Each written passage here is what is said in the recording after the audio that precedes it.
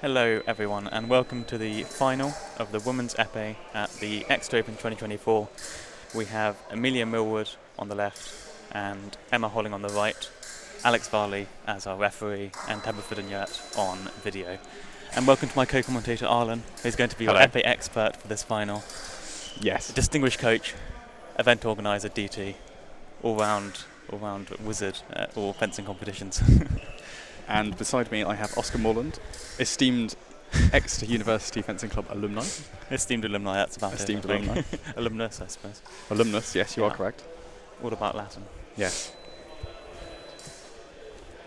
Fence is just getting ready to start by the looks of it. They've done the weight tests, and I think they've done the check on the guards.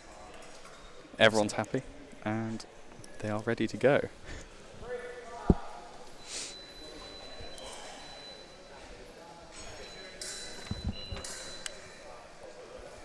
Now, Amelia is from Espada Fencing Club, and we have Emma from Exeter Uni Fencing Club. The best around. No specific opinions from you there, Oscar? No, not at all. Very unbiased. Says the alumna. Yeah. Quite a passive start here. Perhaps unsurprising for Epee. Or attempted flash there from Amelia. Very nice counter-attack from the right. Slightly out of distance there, and that's why Amelia just missed, and Emma got that counter-attack.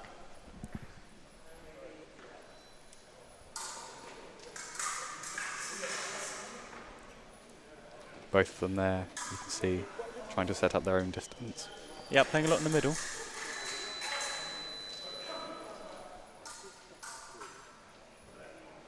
Looking for those openings.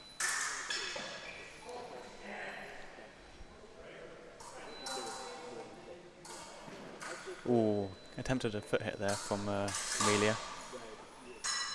Not quite, unfortunately.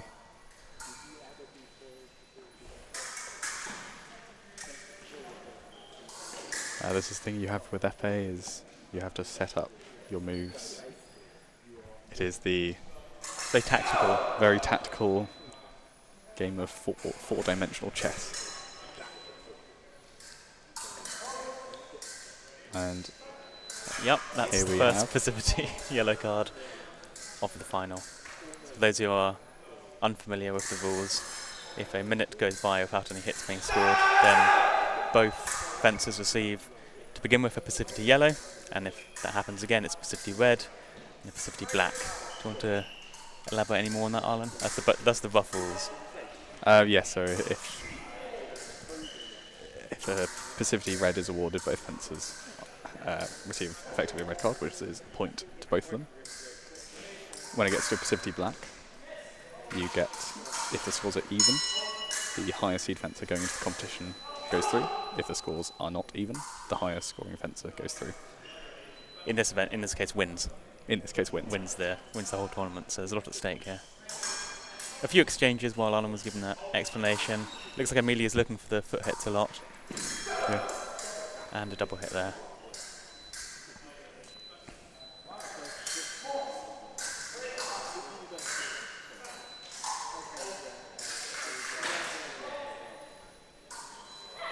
Again, ooh, wow. Amelia. Not quite judging the distance right. Just slightly out of distance, enough for Emma to get that stop hit. Very nice, yeah. Yeah, you can see Emma trying to provoke an attack so she can get a stop hit just like that.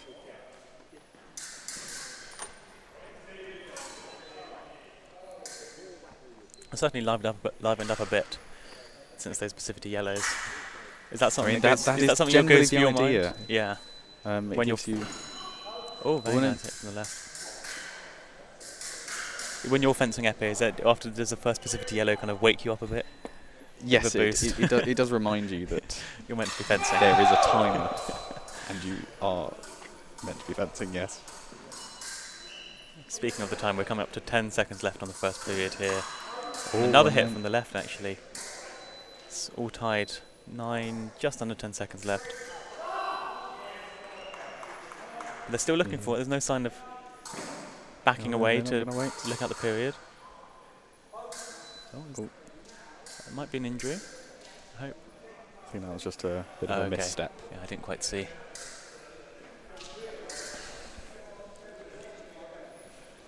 Now you can see Amelia in that last hit. There you are. There we are. Backs away for the minute break. In that last hit, you saw Amelia get the distance perfect. Yeah. Yeah, there's And two hits just in a row catch that Emma. she had. I think her game plan, she's executing well. I mean, as ever with the first few hits, you need to be able to get used to the distance between yourself and the other fencer, and also see how they react. You start to learn, you start to adapt, which is why, not necessarily if you're a few points ahead means you're guaranteed to win. Yeah. As we have seen in the Olympic final of for women's Epee just yesterday. I think it's a bit of a maybe popular misconception in Epee is when you're up in points with the whole how the double hits work. It may seem easy to simply sit on a lead and keep it that way, but there's a lot of thinking that goes into it. Yes. And obviously a lot of it differs based on the opponents that you're fencing, because height is very important in Epee. Lovely sportsmanship from the two of them there. And that is what we like to see in fencing. And here we go into the second period. The score is 3-all. 1 Passivity yellow apiece. And just a reminder, that is still valid throughout the whole match. Certainly doesn't look like, apart from that one period in the first, in the first period, they're both going for it. They're both interested in getting the points. There's no real hesitation to attack, especially from Amelia, I'd say. Another touch foot hit there. Ooh. That was a very nice attempt at a counter-attack from Emma, but just out of time there. It looks like she was aiming for the opposite elbow. Is that right? And she very well could have been. Yeah. Shoulder, not elbow. Elbow would have been difficult. And there we are. Didn't see that point. Back to even scores.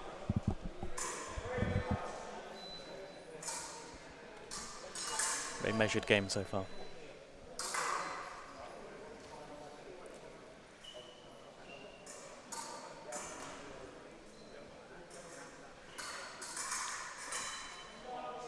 Almost a stop hit from there from Emma.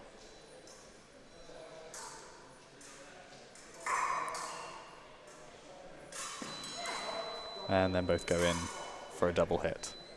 Now, interestingly, this round they seem to be moving a lot more up and down the piece. Oh, wow. Did that go into the guard?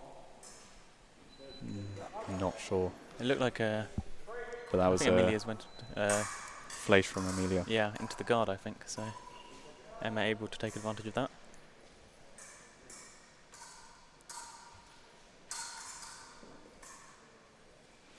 As you can see, both fencers quite confident in using their space.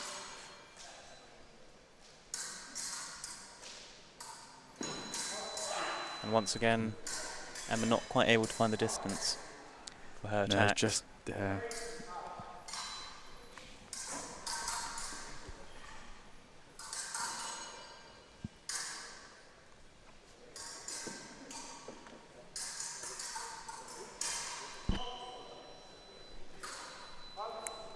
very nice hit on the nice stop hit on the mask there from Emma.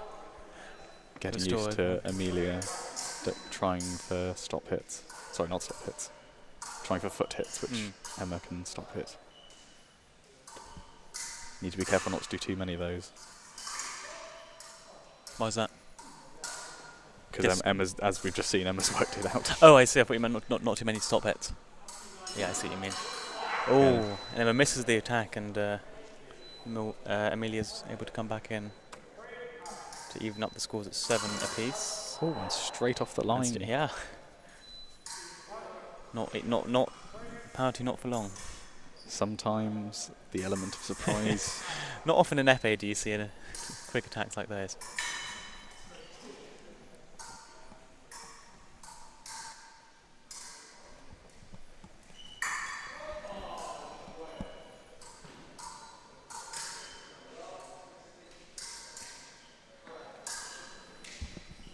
Both of them very much using the full extent of their time. And the full length of the pieces as well. Yes. Bit of a change up from the first period. It's when you get more comfortable in Yeah. the fight and you start to get used to them, and there's a double. Again, both going at the same time.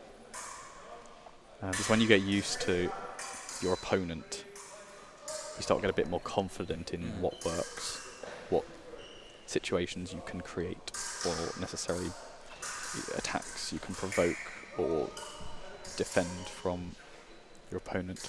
Basically, figuring out what works. Yeah.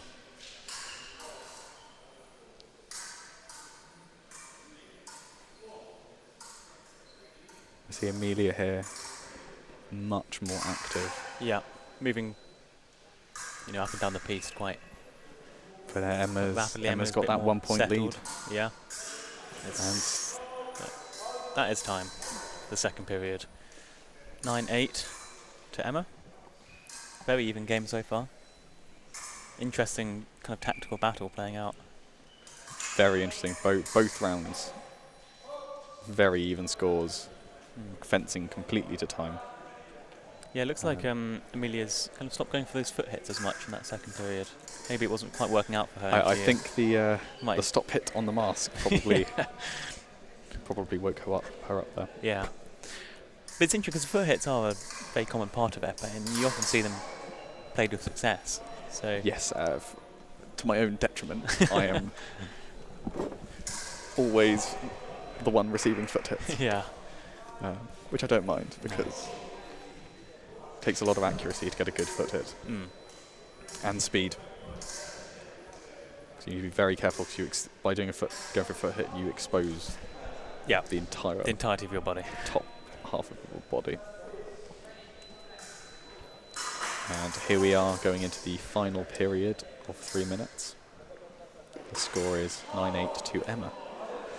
Just as a reminder, if it is tied at the end of this period, we will go into a priority minute, unless they get a P black, at which point it will stop before that. Which is technically It is possible, but it seems unlikely with the way they've been playing. So, yeah, a priority minute isn't off the cards. Is that something you'd be thinking about at this point if you were fencing? If I was in their shoes, or is it just out of your mind? You're focused on on the task in front of you, essentially. Yes. Often the clock is less important until the third period. And there we have a very nice attack from Amelia. Yeah, the distance just not right for Emma to get the double hit there. As you can see, Amelia's getting used to that distance. Yeah. If I were in their shoes and it was 9-all, I'd probably want it to go, run the clock down, potentially see if you can get another hit. My opinion would be that it's not worth the risk to necessarily be too aggressive. And there we have Amelia setting up a nice hit attack. She's going backwards. But just enough distance for Emma to get that stop hit.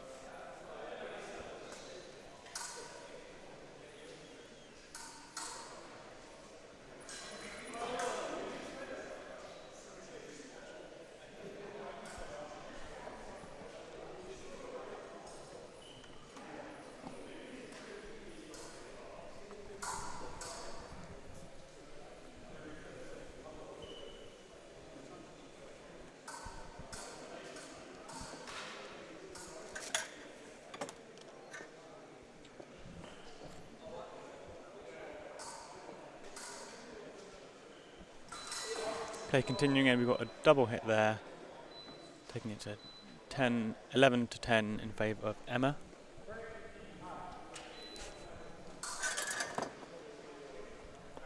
And my lovely co-commentator has been replaced.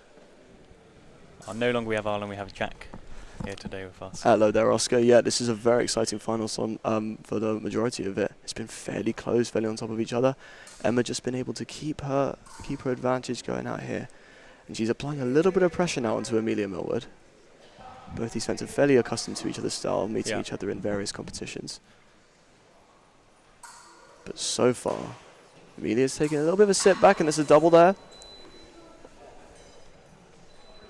Emma just saying to herself to breathe. Yeah. Keep I mean, it nice. she can play for double hits. She can. At this point, she can only a afford to minute do on it. the clock, and Only 1 point up, so She can afford to do it. Not She that can much play of a for that buffer. passivity, but we are reaching the last minute of our third period. Amelia now knows that she's got to get one more at least. definitely playing more on the front foot. I think this is more going to be a fight to stay on top rather than a fight to 15. 42 seconds left. We're Getting at closer to 13 15 as it is. We are now. But Emma's taking a little bit of a backseat drive, but she comes out the blocks right there. Potentially looking for something, maybe something to change up, try and edge closer to 15 points. Amelia now taking a little thought to herself, knowing that she's just got to get one more point. And she misses her attack. That could be very That almost could be decisive. That could be the decisive blow Only right there. 25 seconds left. Emma wants that final point. She wants it to be done. Amelia now knows she has to be out there. Just steps on the floor. It's 3 points of contact, so Alex Varley, our referee, calling halt there. The dodgy foot hit gone wrong there. Amelia now 14 seconds left. No, she's got to go for it. And she misses her attack. Emma Holling. Lovely use of the distance there by Emma for the final Lovely point. stuff. Good final hit there. Our women's Epee final gold medalist from Exeter University Fencing Club is Emma Holling. And very well played throughout the match by both of them. It was a very close match up until the end there. It has been lovely commentating the final 2 minutes Final of it minute with and a you, half, Oscar. Thank you. Excellent colour commentary from Jack there. Perfect. Okay, so we will be back with the men's Epee semi-finals in perhaps an hour's time. Well, it is Epee, so you never know. You never know. It could be. Thank It could be a while. Thank you for joining us, everyone, and we'll see you later. Good.